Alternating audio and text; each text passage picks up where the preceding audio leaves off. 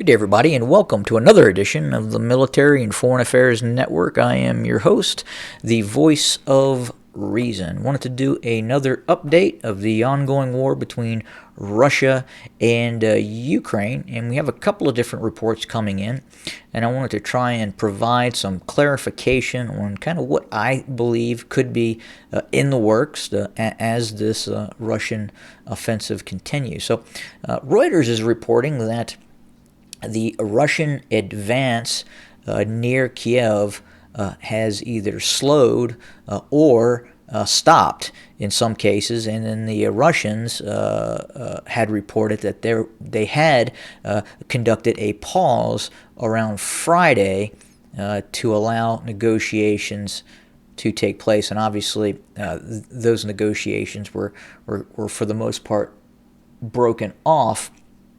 But again, as Reuters reports, we're seeing some of these operations, Russian advances, slowing. Now that could be quite ominous, and I'll try to explain what we know and what could then occur. So we saw a Russian reconnaissance in force down this E40 thoroughfare along the Petropavlovsk area, and I hope I'm pronouncing that right, on the outer edges of Kyiv, kind of entering not quite the inner areas, but getting very close to some of these metro stations. And there was a fairly sizable engagement between this reconnaissance in force and elements of the 101st General Staff Security Unit of the of the Ukrainian military. So again, the reconnaissance in force of the Russian military was moving down the E40 and other areas near some of these metro stations near this area on my map. And again, the 101st General Staff Security Unit reported that they were successful in stopping this so-called Russian attack into the city. But again, in all likelihood, this was not an attack, but a reconnaissance mission in force. And what's ominous is they kind of know, meaning the Russian military know now where the 101st Brigade is deployed, defending the western approach to Kyiv. And in all likelihood, the Russian military is now planning, I would believe, based on Russian doctrine, is a very significant artillery attack and Grad rocket attack on some of these known positions of the 101st Brigade, to include attack helicopter assaults and then obviously aircraft as well.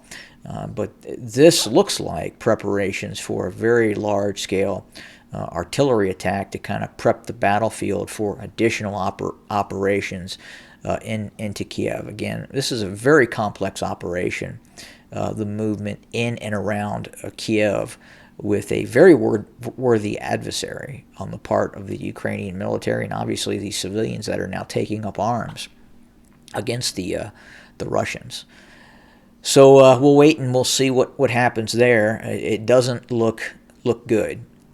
And in the east, especially near Kharkiv, I've received some information that would indicate that the 1st Guards Tank Army is moving additional assets into the areas near Kharkov, or Kharkiv, however you would like to pronounce it, for a possible major tank operation within the vicinity of Kharkov and areas around. Again, this is a broad front operation with elements of the 1st Guards, the 4th Guards Tank Division, and the 2nd Guards Motorized Rifle Division, including other assets as well, such as the 47th Tank Division, newly constituted Tank Division as well. So we'll have to wait and see what happens, but we're anticipating something very large to happen right now along the Kharkov area of operations in terms of a large movement of Russian forces towards that area. And again, I had predicted the main strategy for this large frontal operation is eventually to bust south and seal off these Ukrainian units that are facing the separatists in the east, and then eventually, quite possibly, have a tandem operation with separatists and the Russian formations to the rear.